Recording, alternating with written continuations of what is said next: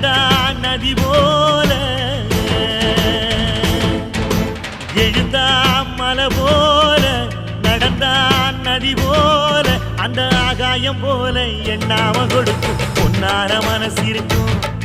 என்று மூடாத கோவில் முன்வாச கதவு எப்போது திறந்திருக்கும் அந்த வெட்டருவா மீசைக்கு தான் 800 பணிஞ்சிருக்கும் அவ தொட்டு தந்த நெல்லுமணி முப்போக விளைஞ்சிருக்கும்